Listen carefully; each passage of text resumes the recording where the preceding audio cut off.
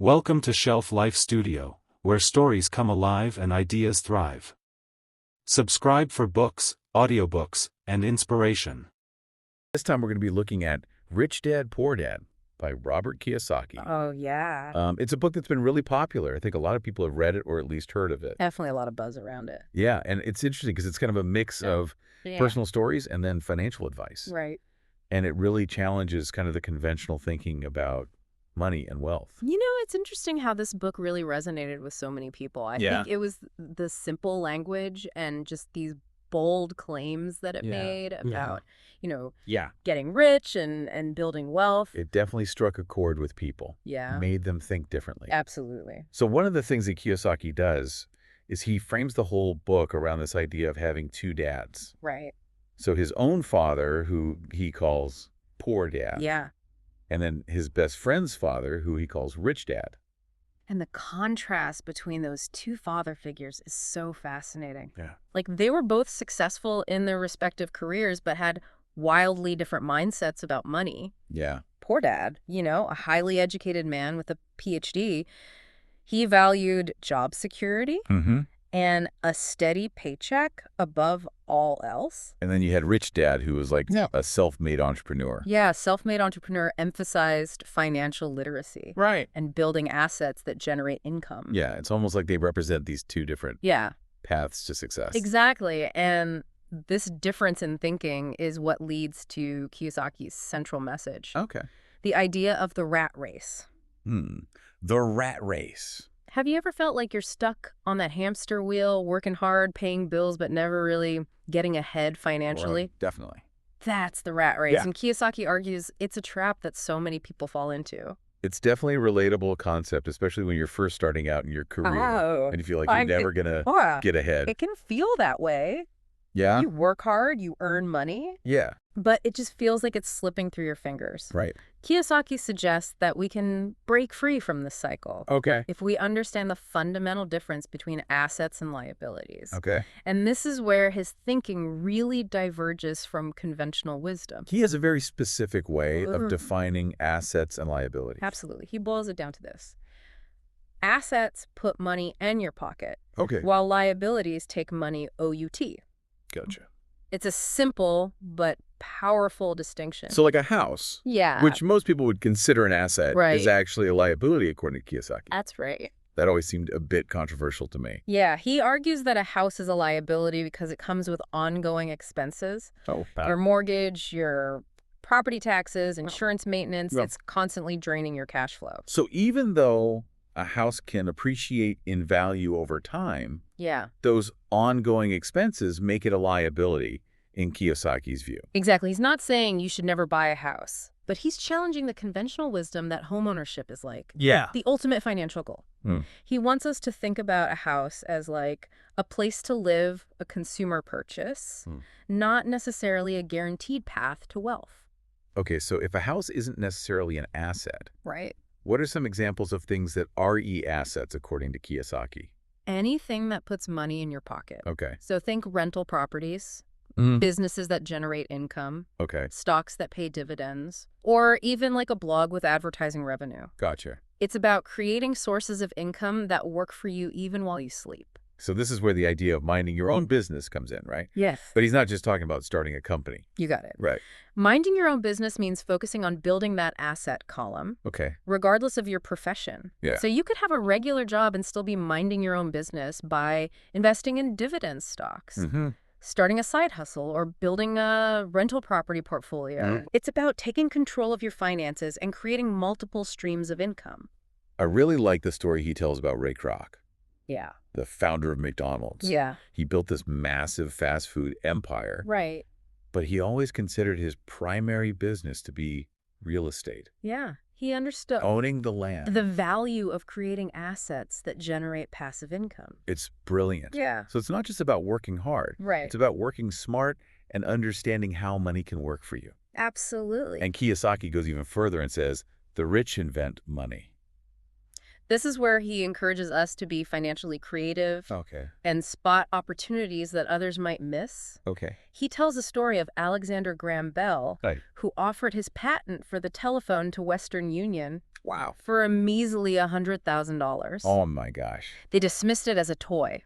Can you imagine? Wow. What a missed opportunity. What a missed opportunity, right? Bell's invention went on to revolutionize communication and create a multi-billion-dollar industry. Absolutely. It makes you wonder, like, what opportunities are we overlooking in our own lives? Right. Because we haven't developed that inventing money mindset. That's a great question, and it gets to the heart of what Kiyosaki is trying to teach us. Yeah. It's not just about accumulating wealth. Right. It's about shifting your perspective. Okay. Seeing the world through the lens of financial opportunity. I like that. You know, it really boils down to understanding that wealth isn't about how much money you earn. It's about what you do with it. And that's where I think Kiyosaki's criticism of traditional education comes in. Yeah. He argues that schools don't equip us with the financial knowledge that we need to build wealth. He's pretty vocal about that. He feels the system trains people to be good employees, not necessarily good investors or entrepreneurs. It's like we're being set up to still stuck in the E and S quadrants of his cash flow quadrant, which he uses to categorize people based on their source of income. Yeah. Can you remind us what those quadrants represent? Sure. It's been a while since I've read the book. Of course. So the E stands for employees, Okay. those who trade their time for a paycheck. Okay. The S represents the self-employed or small business owners who are essentially working for themselves. Okay. Then you have the B quadrant, the business owners who create systems and have others work for them.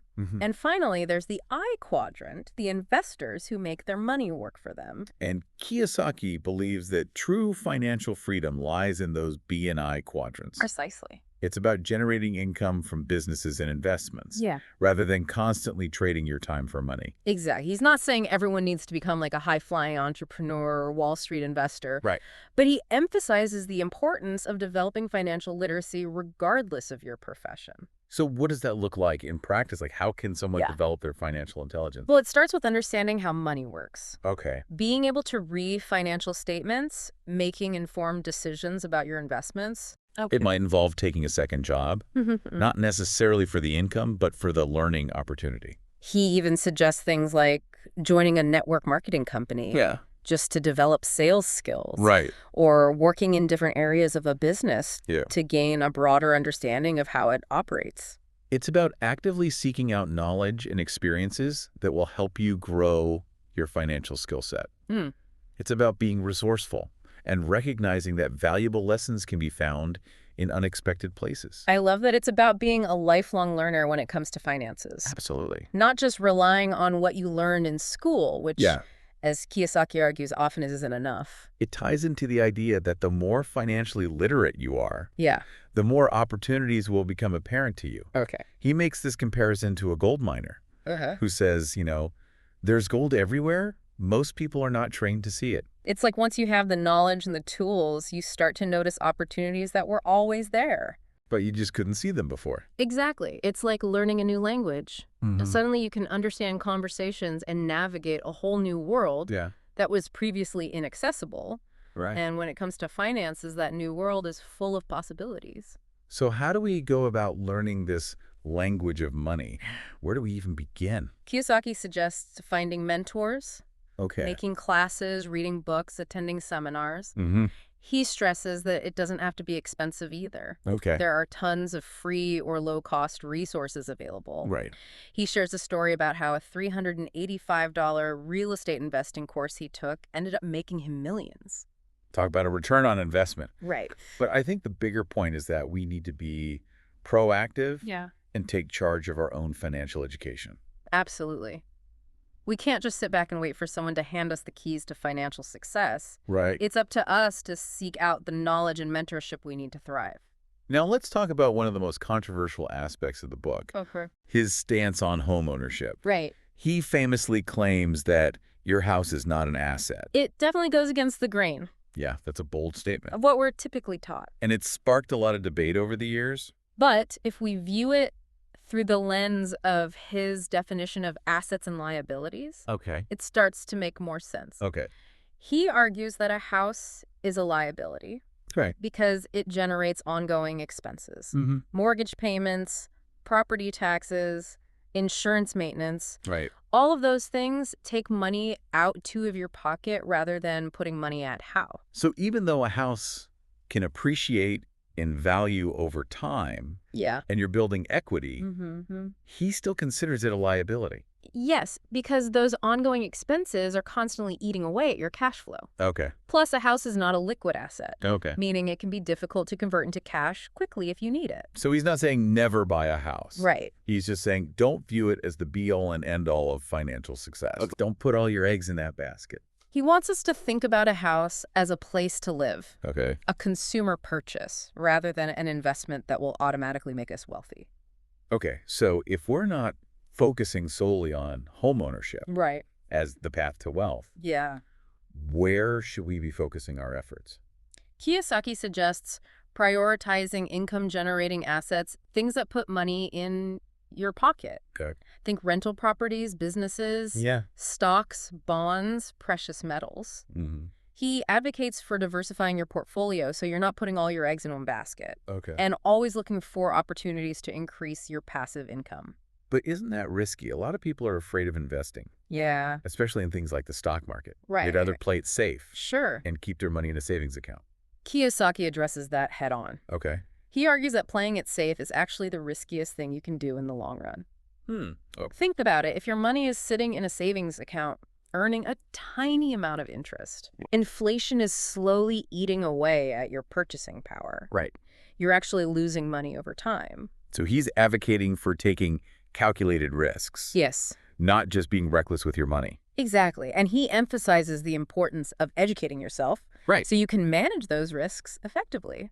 He even shares some of his own investment strategies in the book. He does. Like buying real estate at foreclosure auctions. Yeah. And investing in small cap stocks. He's all about being proactive and taking control of your finances, not just blindly following conventional wisdom. Now, I know some people criticize Kiyosaki for oversimplifying complex financial concepts. Sure. Do you think that's a fair critique? To some extent, yes. Okay. He's not presenting a detailed textbook on investing or accounting. Right. But I think his goal is to make these ideas accessible to everyone. Yeah. Regardless of their financial background. He's trying to get people excited about learning about money. Absolutely. To spark a conversation. And encourage them to start thinking differently about their finances. He wants people to realize that they have the power to create a better financial future for themselves. And that it starts with changing their mindset and educating themselves. So he breaks it down into 10 secrets or principles that he believes the rich use to build wealth. Right. So let's dive into those. Okay. The first one is the rich don't work for money. Okay. Now that might sound counterintuitive. Yeah. But what does he really mean by that? He's not saying that the rich don't work hard. Okay. In fact, he often emphasizes the importance of hard work. Right. But he argues that the rich focus on building assets that generate passive income, rather than constantly trading their time for money. Gotcha. They create systems that work for them even when they're not actively working. It's about breaking free from that cycle of work, get paid, spend. Exactly. That keeps so many people trapped. And that leads to his second secret. Okay. The rich don't work for money. They learn to manage risk. Risk, that word that makes so many people uncomfortable. Right. Especially when it comes to their money. But Kiyosaki argues that avoiding risk altogether is actually the biggest risk of all. He believes that we need to learn how to assess risk, manage risk, and use risk to our advantage. Yep. Remember his rich dad? Yeah. He wasn't afraid to take calculated risks in his business ventures, while his poor dad always played it safe and ended up struggling financially. So it's about understanding that risk and reward are two sides of the same coin. Absolutely. You can't have one without the other. Exactly. And the key is to develop your financial intelligence so you can make informed decisions about the risks you're willing to take. Right. It's not about being reckless. It's about being strategic. And then we have secret number 3, mind your own business. Yes. Which we touched on earlier. Right. He revisits this idea in the context of overcoming obstacles. Yeah. And building long-term wealth. He's not just talking about starting a company, but focusing your energy on creating assets that generate income no matter what you do for a living. Exactly. So even if you're working a 9 to 5, yeah, you can still be minding your own business by building a portfolio of investments or creating a side hustle that brings in additional income. Right. It's about diversifying your income streams and building assets that work for you even when you're not actively working. Okay, on to secret number 4. The history of taxes and the power of corporations. This is where Kiyosaki really dives into the idea that the tax system, as he sees it, is designed to benefit those who understand how to use it to their advantage. He argues that the wealthy don't pay taxes in the same way that employees do. They utilize corporations and other legal entities to protect their assets and potentially reduce their tax burden. He's not advocating for tax evasion, of course. Of course not. He's emphasizing the importance of understanding the tax code. Right. And using it legally to your benefit. It's about being financially savvy and exploring all the legal options available to you. Now, for secret number 5, and perhaps the most intriguing of all, the rich invent money. Okay. That sounds almost magical. Right. How can you invent money? Kiyosaki uses this phrase to describe the mindset of the wealthy. Okay. He believes they see opportunities where others see obstacles. They're not afraid to challenge conventional thinking and come up with creative solutions to financial problems. Okay. Remember the story of Alexander Graham Bell and Western Union? Oh, right. Bell needed money to expand his telephone business. Yeah. And offered to sell his patent to Western Union for a mere $100,000. And they laughed at him. And they just laughed at his offer. They thought the telephone was just a novelty. Wow. And missed out on what became a multi-billion-dollar industry. It's a perfect illustration of how the rich think differently. Absolutely. They're not afraid to bet on themselves and their ideas. Right. Even when others doubt them. It's about being visionary, spotting trends and seeing potential where others don't. So it's about being open to new ideas. Yeah. Constantly learning and thinking outside the box. Exactly. It's about challenging the status quo and being willing to take action, even if it means stepping outside your comfort zone. This all sounds really inspiring, but it can also feel a bit overwhelming. Sure. How can we, as everyday people, start to cultivate this inventing money mindset? Kiyosaki suggests focusing on a few key things. Okay. Developing your financial intelligence, surrounding yourself with smart and supportive people. Okay. And constantly seeking out new opportunities to create value. So it's about being a lifelong learner. Yeah. Staying curious and not being afraid to experiment. Exactly. It's about embracing challenges and viewing them as opportunities for growth. This brings us to secret number 6. Work to learn, don't work for money. All right. This one really resonated with me when I read the book. Yeah. So it's shifting your perspective on work and viewing it as an opportunity to learn and grow rather than just a means to a paycheck. Kiyosaki argues that the most valuable asset you can acquire is knowledge and skills. He encourages us to seek out jobs and experiences that will teach us valuable lessons, even if they don't initially offer a high salary. He even suggests working for free sometimes. He does. If it means gaining experience that you can leverage later on. He shares the story of his own experience working for his rich dad for free. Right. He learned far more about business and finance during that time than he ever could have in a traditional classroom. It's about adopting a growth mindset and seeing every experience as a chance to learn and improve your financial literacy. Right. It's about playing the long game. Exactly. It's about investing in yourself and your future, even if it means making short-term sacrifices. So we've covered 6 of Kiyosaki's 10 secrets to building wealth. We have. We've talked about the rat race, assets versus liabilities, the importance of financial education, and the power of mindset. It's a lot to digest. It is. And we still have 4 more secrets to unpack, which we'll explore in the next part of our deep dive. Okay, so let's jump back into those 10 secrets from Rich Dad Poor Dad. Okay. We left off with work to learn, don't work for money. Yeah. Which is all about viewing work as an opportunity for growth. Right. What's next on the list? Secret number 7 focuses on overcoming obstacles. Kiyosaki believes that our ability to overcome challenges is a major factor in determining our financial success. He identifies 5 main obstacles. Fear, cynicism, laziness, bad habits, and arrogance. That sounds like a pretty comprehensive list of things that can hold us back, not just financially, but in life in general. He's really hitting on those universal human tendencies that can trip us up if we let them. So let's start with fear. I think everyone can relate to feeling fear, especially when it comes to making big decisions like financial ones. Fear is powerful. It can paralyze us and prevent us from taking the necessary actions. Right. To achieve our goals, Kiyosaki argues that we need to learn how to confront our fears head-on and not let them control our choices. He uses a really interesting historical analogy, the story of the Alamo. Oh, yeah. He talks about how his rich dad used the phrase, "remember the Alamo," to remind himself that even in the face of overwhelming odds, you can choose to fight bravely and not surrender to fear. It's about having the courage to stand your ground and face those fears, knowing that even if you fail, you'll learn and grow from the experience. So it's not about being fearless. It's about not letting fear dictate your actions. Exactly. Okay, what about cynicism?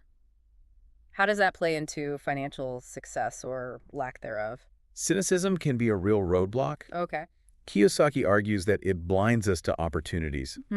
Cynical people tend to focus on why something won't work rather than looking for ways to make it work. They're the ones who are always like, that'll never work. Exactly. And their negativity can be contagious. If you surround yourself with cynical people, their doubts and fears can start to affect your own thinking. It's like that saying, you are the average of the 5 people you spend the most time with.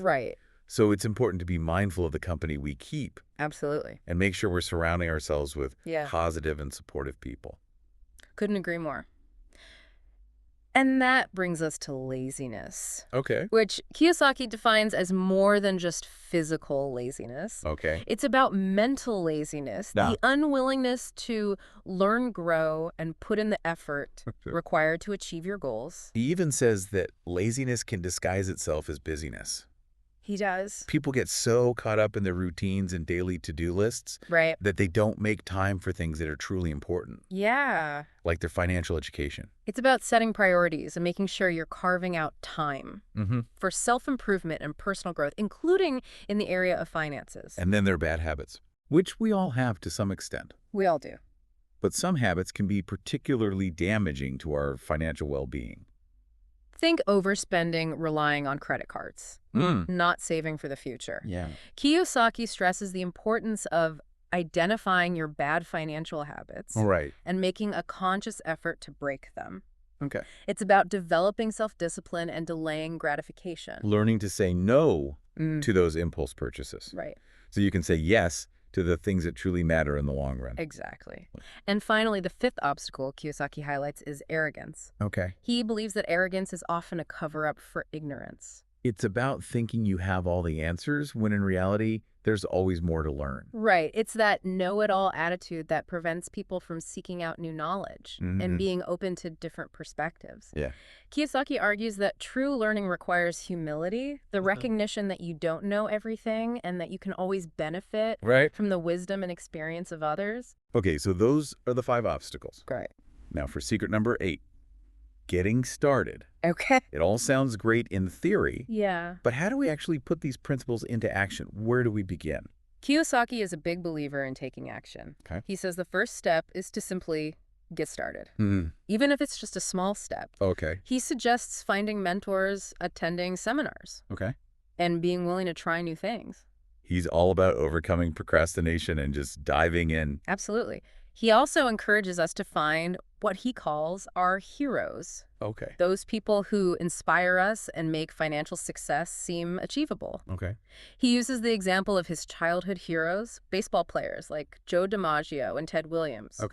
They represented excellence and inspired him to strive for greatness. So he challenges us to find our own financial heroes. Maybe it's Warren Buffett, Oprah Winfrey, or someone in your own community who has achieved the level of financial success you aspire to.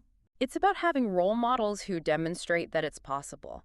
Now for secret number 9. Still want more. Here are some to-dos.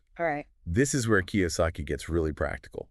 And provides a list of specific actions you can take to start building your asset column. It's about putting those principles into practice.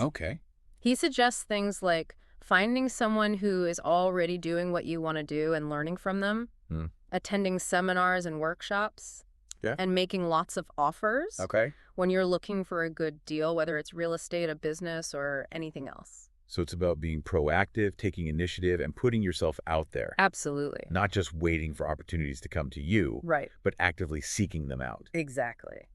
And finally, we come to secret number 10, final thoughts. Okay, what are his parting words of wisdom?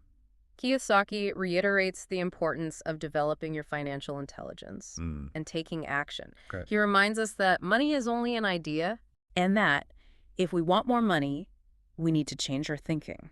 Okay. He emphasizes the importance of finding your path in life, one that aligns with your values and passions. And that path might look different for everyone. Right. It might not be the traditional path of going to college, getting a corporate job, and working your way up the ladder. Exactly. Kiyosaki encourages us to think outside the box and consider different avenues for creating wealth and fulfillment. Okay. He reminds us that the path is the goal. I like that. Meaning that the journey of learning and growing is just as important as the destination. So it's not just about achieving financial success. Right. It's about the personal growth and transformation that occur along the way. Absolutely. He also stresses the importance of using your wealth to make a positive impact on the world. Okay. Whether it's through philanthropy, investing in socially responsible businesses, or simply using your resources to help others. So he encourages us to be generous with our time, our talents, and our resources.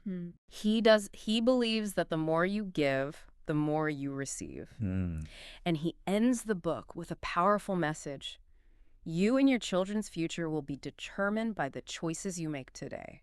That's a pretty profound statement. It is. It puts the responsibility back on us to make wise financial choices, not just for ourselves, but for future generations.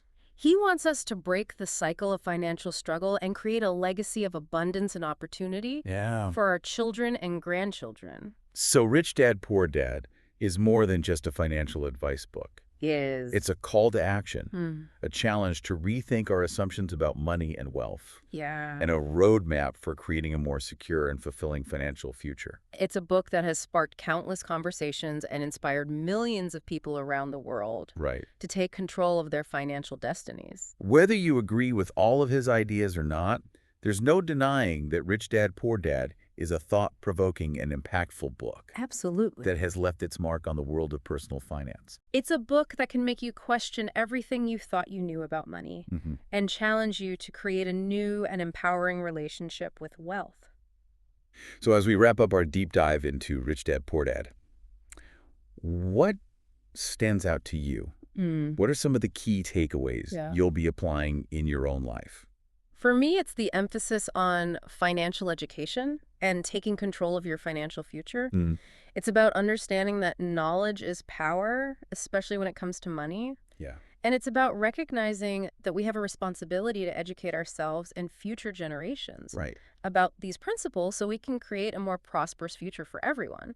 I completely agree. Kiyosaki's message about minding your own business and building your asset column is incredibly empowering. Absolutely. It reminds us that we're not just passengers in our financial journey. We're the drivers. And it's never too late to start. Whether you're just beginning your financial journey or have made some mistakes along the way, there's always an opportunity to learn, grow, and change your financial trajectory. That's a truly encouraging thought. It is. So as we leave our listeners to ponder Kiyosaki's ideas, I have one final question for you. Okay. What's one small step you can take today to start minding your own business and building your asset column? That's a great question to leave our listeners with. Yeah. Maybe it's finally reading that book on investing you've been putting off, attending a financial seminar, or simply setting a budget and tracking your expenses. Okay. Whatever it is, take that first step, no matter how small, and keep moving forward. And remember, financial freedom is not a destination. It's a journey. It is. It's about continuous learning, adapting, and making choices that align with your values and goals. So keep learning, keep growing, and keep diving deep. I like that. Thanks for joining us on The Deep Dive.